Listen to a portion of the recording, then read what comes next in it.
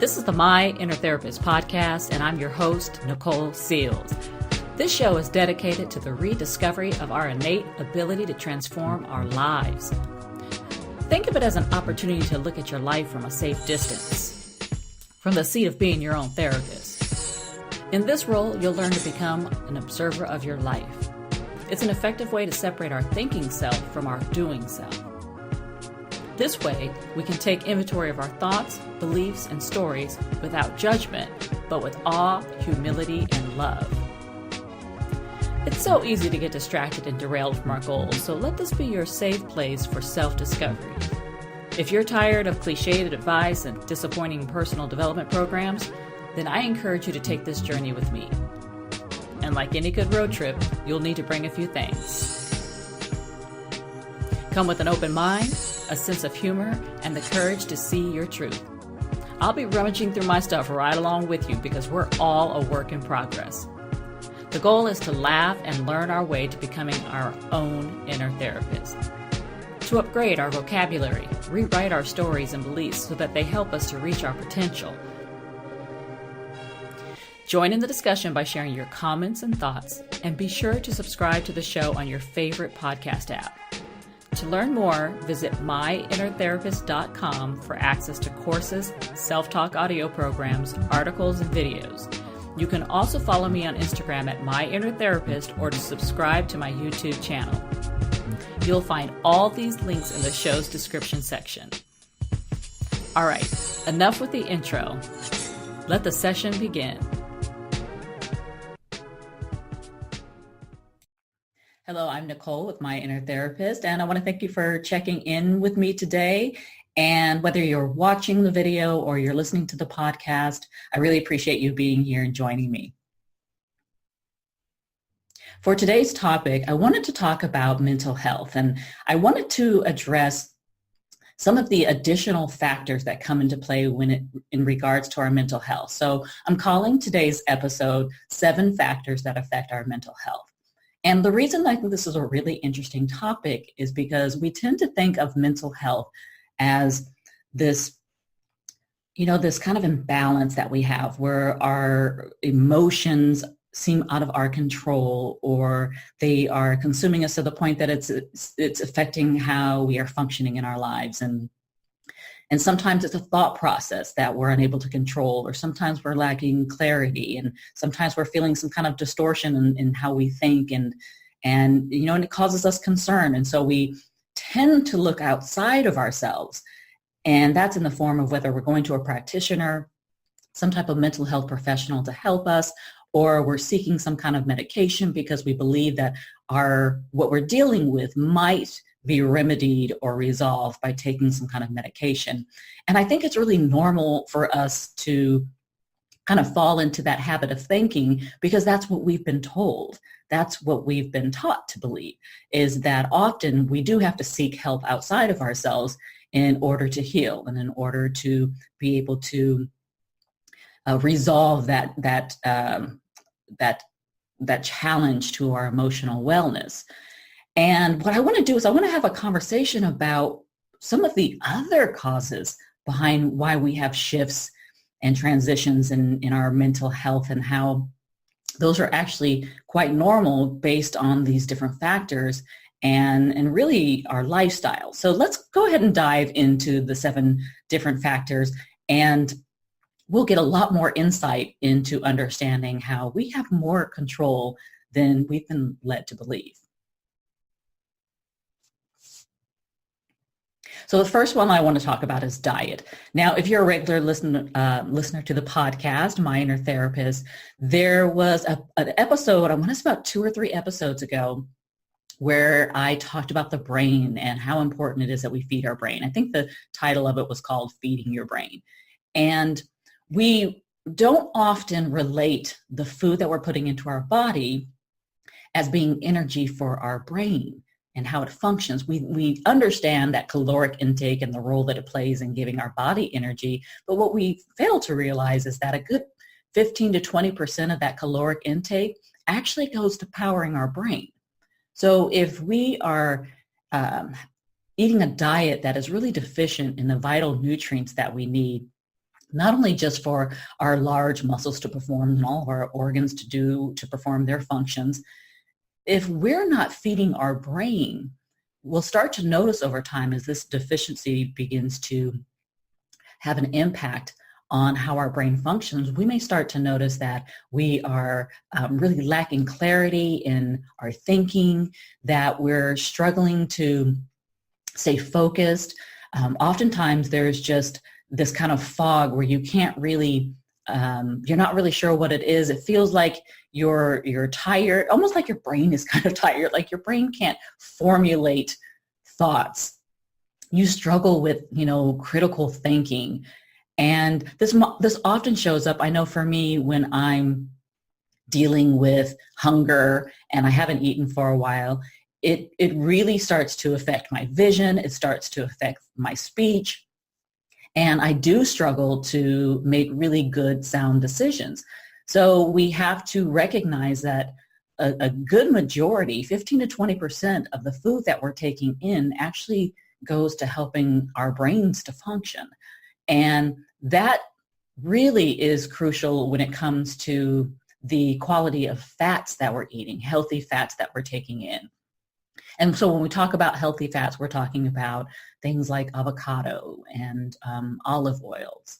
And we want to include these high fat, good fat foods into our body because the brain is made mostly of fat. And so what we want to do is we want to give the brain the materials that it needs to continue to grow and regenerate, and also create an environment where we're able to have those neurotransmitters working properly. And that can only happen if we're feeding our brain the proper foods. So we really have to take into account that our diet has a major impact on not only how we think, but also how we feel, because oftentimes if our brain is not functioning properly, we may not be able to manage and cope with stress. We may not be able to make good decisions when it comes to really important matters in our lives. And then later on, we have regret or guilt as a result of it. And we're also just not able to manage stress, the day-to-day stress of life, when our brain isn't really functioning the way that it needs to. So diet is the first factor that we need to think of when we're recognizing that, hey, I'm just not feeling myself. We always want to check in and make sure that we're eating properly. And we want to always make sure that we are including a good portion of healthy fats into our diet. Okay, so the next area, the next factor that I want to talk about is hormones. And I think the educational system did a real disservice by not teaching us more about hormones, because they are really they're the drivers of our behavior. They are the chemical messengers in our body that go basically all over our body to all the different organs. They travel through our blood. They go to the different organs, and they're basically controlling the function of those organs. They're telling those organs how to function. And when our hormones are impaired, or we're not producing the right amounts, or we're deficient in hormones, there is a significant impact on the body. And we see examples of this all day long. And I think just because of the lack of information and education, we don't always make that connection. And so we have, for instance, when we think about serotonin, right, which is it's one of the happy chemicals. It's one of the happy hormones, which helps us to experience joy and happiness and calm and peace in our life. And the majority of our serotonin is actually produced in the gut. So if, again, we're eating a poor diet and our body's not able to produce the level of serotonin that it needs to, then unfortunately that serotonin is not getting to the body parts, specifically our brains, where we're able to actually have a chemical release of those feelings of joy and peace and calm. And we also see this in the form of melatonin, which is another hormone, and that's the sleep hormone. So if our body isn't producing enough melatonin, we also, we may struggle with sleep deprivation, or just have poor quality sleep, or maybe we're actually struggling with insomnia. And as we know, sleep deprivation has a severe impact on our brain's ability to function. Sleep deprivation is considered a form of torture. And it does so because it actually, within a short matter of time, can cause a person to have distorted thinking in the absence of food. And so someone becomes much more controllable when they're in this deprived state. And that's exactly what happens to us when we aren't getting the nutrients that we need. And when we are deprived of sleep, our brain is not able to do its job. We also see this in the dopamine production, that, when we have a lack of dopamine, this is related to having feelings and symptoms of depression and sadness. We also experience this with cortisol. Cortisol is another hormone, and we tend to experience the overproduction of cortisol. We produce too much cortisol as a result of us living kind of in this survival mode where we're always in a state of stress. And we know the effects that cortisol has on our body. It's very detrimental to our health, the health of our heart, the health of our arteries.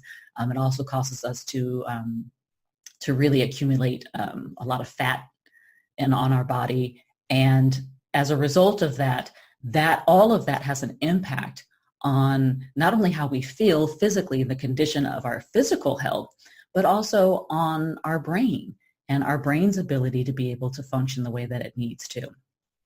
So hormones play a huge, huge role in our emotional wellness. And so what we need to do is, when we feel like we're off and we feel like there's been some kind of shift in our moods, or we've been kind of tracking our moods and we can tell that something's really going on, we need to be checking in and really kind of assessing our state of our hormones, right? We need to be seeing if there is some kind of an imbalance that is occurring that is actually causing us to have some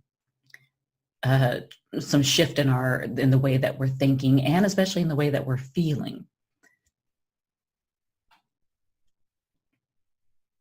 Okay, the next one is exercise, and I don't think that this one comes as too much of a surprise to people, because we know that exercise is directly related to our emotional health, and we know this because there's been a number of studies done, and anybody who's gone out and exercised has probably experienced the benefits of exercise. So what we want to talk about is the absence of exercise and the effect that has on our emotional health, and the extreme side when we have too much exercise, because what we don't have enough information and conversations about is the compulsion to over-exercise, to exercise too much, and what that does. So when we talk about too little exercise, we all know what that looks like. That's a really sedentary life, or sitting at the computer all day, a lack of mobility. And what that does is that actually really diminishes the production of endorphins. As we age, we have the human growth hormone, which is really crucial in us being able to experience those happy chemical releases, right? The good hormones, those happy hormones. And without that, when we, as we age and we lose the ability to produce human growth hormone, it becomes incredibly important for us to make sure that we're getting out and exercising so that we can increase our dopamine, and that we are being physically active, so that we are creating a healthy environment for our endocrine system, which is actually the thing that's actually, making sure that it's producing the right amount of hormone levels. And that's what exercise does. One of the reasons that I have made exercise just a regular part of my life. It's not, it's not something that I feel like I have to force myself to do, but I do it because I really value sleep. Like, sleep is hugely important to me. I love a good night of sleep. And when I exercise, I sleep much better. And that's because my body's just producing more melatonin. And as a result of that, when I go to sleep, I can put my head on the pillow, knock out, and be rested and restored the next morning. There's so much work that's taking place when we're asleep. That's when our body's restoring and it's regenerating. And we need that. We need that good quality sleep in order to help our body repair. And without that, that can also contribute to an impact on how our brain functions, and also just our mood. So we need to take into account that too little exercise is not good. But then we also need to look at the other side of it with the extreme exercise. And you guys all probably know someone who's a marathoner, or they're out there doing they have these insane workout routines, and they're really pushing themselves. And we have to consider the motivation behind that. Often there's a compulsion to do it. There's the adrenaline rush that comes from it. But what we don't hear enough about is the effect that has on the body. And just like we go and live our lives and we're out working and we're doing all the things that cause us stress, extreme exercise and over-exercising causes stress on the body. It causes a tremendous amount of physical stress on the body. And what ends up happening is you reduce the body's lack of time to heal and to recover and to regenerate. It causes a tremendous amount of stress on the circulatory system. There's a lot of studies out now that talks about the relationship between extreme exercise and heart problems, and especially I think atrial fibrillation is a really common issue for people who are really into extreme exercise and marathoners. And you can just go ahead and research on your own and check out the relationship between people who are marathoners, people who are running these long distance marathons. And there's some people, and you think they're the epitome of health, that they're accomplishing this amazing physical obstacle and pushing their body. And a lot of them don't recognize the stress that that's creating on their body, and especially their heart. And there have been a number of high-profile marathoners who have actually died suddenly as a result of some type of complication with their heart. So we need to find a happy medium when it comes to exercise. And it really is just about finding your comfort zone and something, finding your level where you get your release, finding your level where like you feel the hormones kick in, you feel good about what you've accomplished. You come home, you're sleeping good, you have a healthy appetite, you're giving your body time to heal. We want to make sure that when we are feeling kind of off, that we're checking in and we're recognizing, are we exercising? Are we getting out and moving? What is what's my work like? Am I sitting at a desk? And if that's the case, then you need to plan to make sure that you're getting some type of physical activity in your day, because your mental health does depend on it. The next factor I want to talk about is actually two factors together, and that is our support system and then also just our quality of connections. So support systems are basically our peer support groups, our family support, those people in our lives who are supporting us through the day-to-day of just the day-to-day challenges that show up. And it's really important to have a support system that you can turn to in times of crises and times of challenge, or also just to help you manage and cope when it comes to having some type of stressor in your life. And what we know about support systems is that it's what we're experiencing as of late with our lives now being lived in the digital age and online. There are much higher incidents of social isolation, people feeling completely isolated and cut off and disconnected. And as a result of that, there are much higher levels in my phone going off. So as a result of that, there's much higher levels when it comes to anxiety, when it comes to depression and sadness, when it comes to people feeling like they're not getting their the basic human need for connection, when they're not getting that. And what we tend to overlook, which is not something to be overlooked, is the fact that humans are hardwired for connection. We have a chemical release when we are connected with other people, when we are engaged and experiencing the company of other people. And we experience this in the form of the release of dopamine when we're around people that we love and we're having great interaction and we're feeling physical connectedness with another person. We feel this when it comes to oxytocin that we release in the body. You see this with mothers and their newborns. They become completely attached and connected. And we also do this.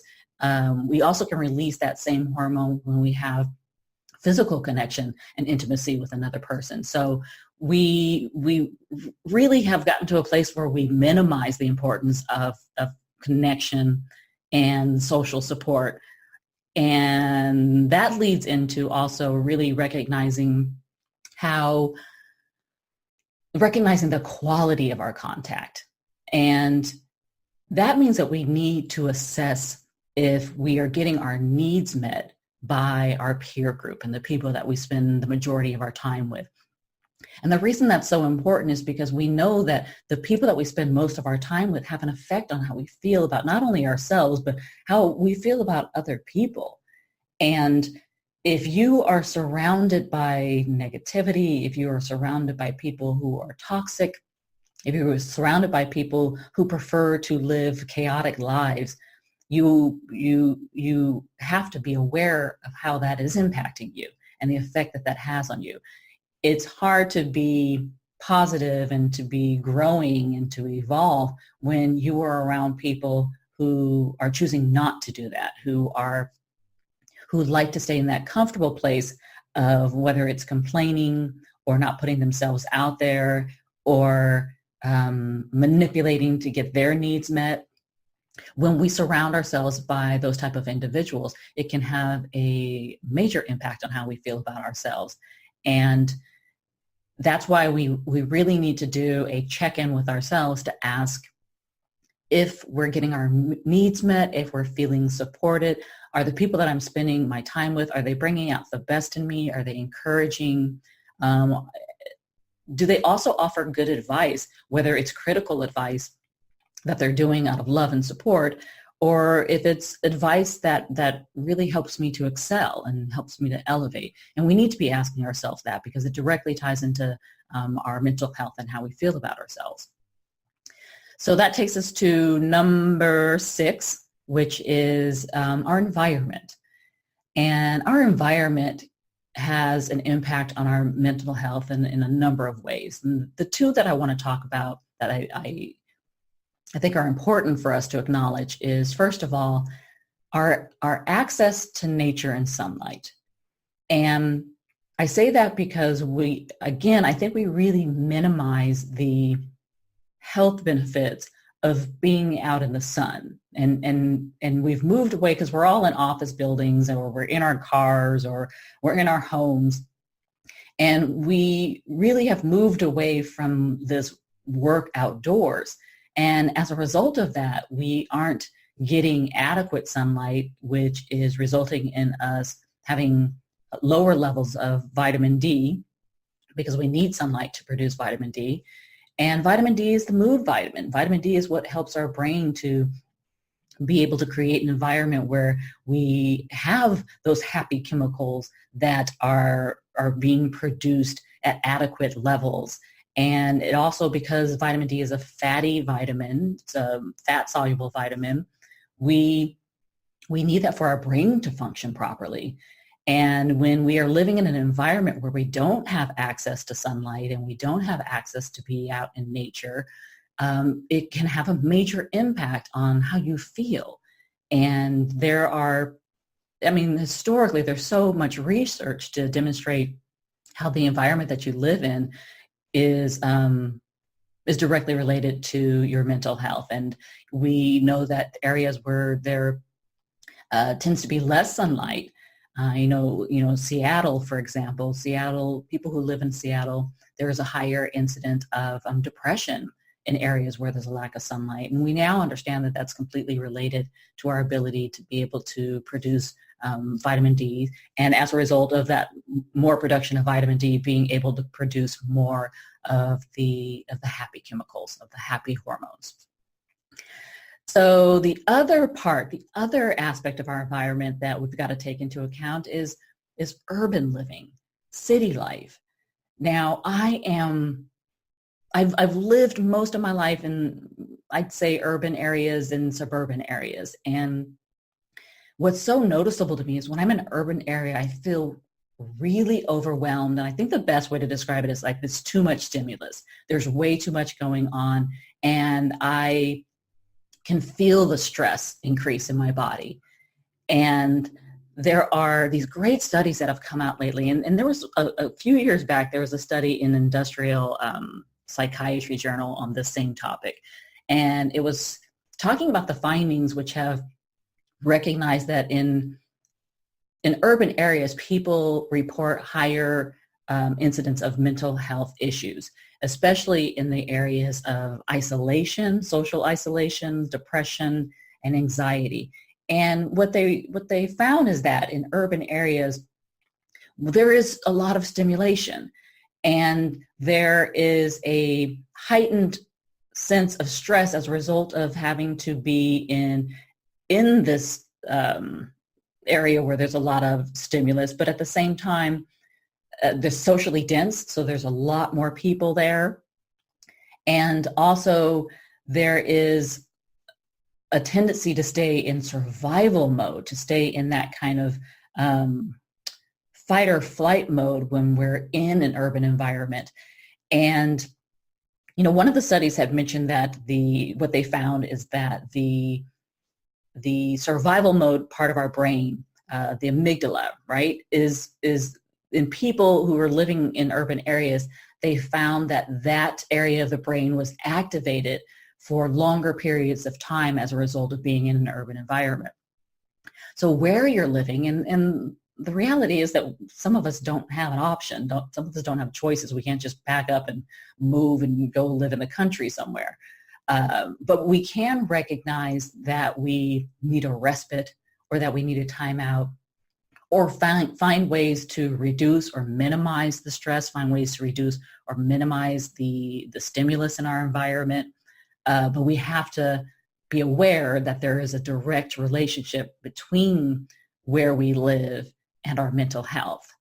And just start taking notice of the tension and the stress that you feel, although you're used to your commute and you get on the train or you hop in your car and you sit in traffic, although that's become very normal to you, it's really helpful to start taking awareness of the role that that's playing when it comes to how you feel and how you're starting your day off. And, you know, when it comes to managing our mental health, yeah, it's probably easy to go and check in with the doctor and get a prescription and think that that's going to resolve things, but you always have the option of deciding that you're going to change things in your environment that can help you to sustain more emotional wellness, despite the fact that you're in an environment where there's a lot of triggers. And that brings us to number 7, which is unresolved emotional pain. And I wanted to add an unresolved emotional pain because I think this is another source of stress that we don't often talk about. And it's usually because a lot of people don't want to bring up things don't want to bring up thoughts or memories that are painful. So they ignore it or they suppress it. And what we've got to understand about emotional pain is that emotional pain has an energy. It's a chemical. It's like all these other hormones that we've been talking about. It lives in us. And just because we're not thinking about it or we think that we've tucked it away doesn't mean that it's gone away.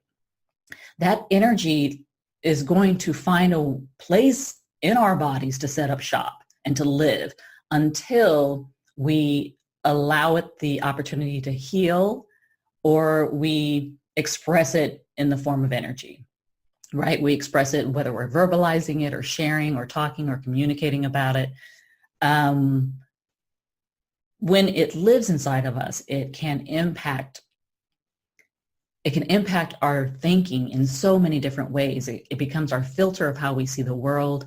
It can change our perspective and influence our perspective of the people around us, of our work, of our family, of our relationships.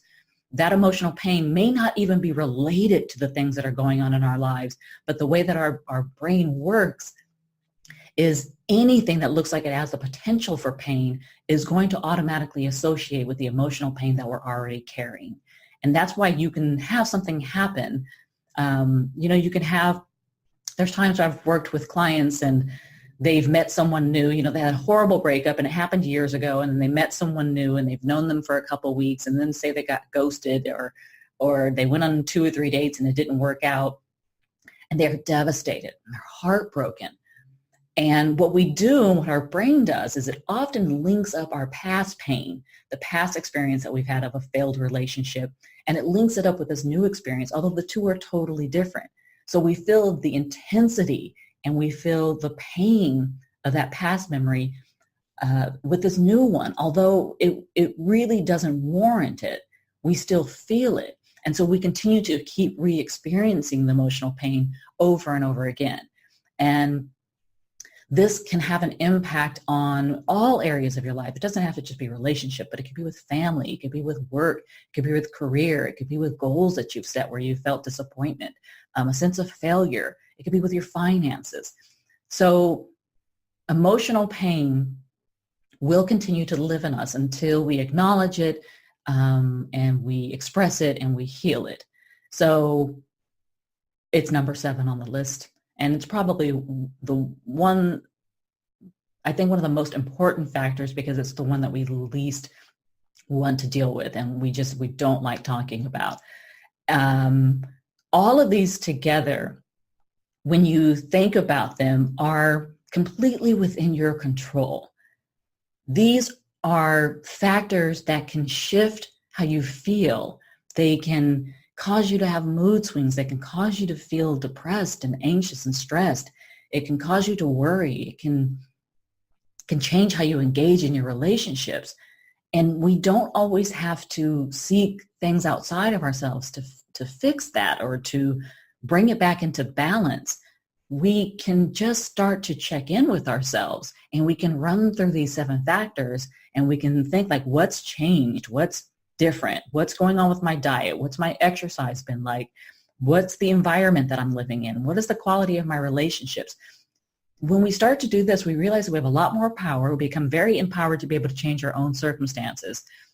And it also is, it's a really good feeling to know that you have the natural abilities to do all of this on your own. Sometimes we just need a reminder. Sometimes we need a little guidance on how to get back to that place of using our natural wisdom to be able to heal and cope and just be emotionally resilient despite whatever shows up in our lives. And that's why I wanted to have this conversation with you today about the 7 factors, to give you a little bit of a cheat sheet on how to check in with yourself when you know that something's not right and you're not feeling you're not experiencing emotional wellness. You're feeling kind of stuck, or you're struggling with some really powerful emotions, and maybe your thoughts just don't feel productive. They're really impacting you. Before you go out and look outside of yourself, just check in with yourself and run through these 7 factors, and just really consider that you might be able to make changes on your own, that you might be able to bring this back into balance. You were given all of the natural gifts and abilities to be able to do this. You just have to take the time. All right, that's a wrap for today's show. Remember, your words have the power to repel or attract the life that you want to live. Choose wisely. Until next time, friends.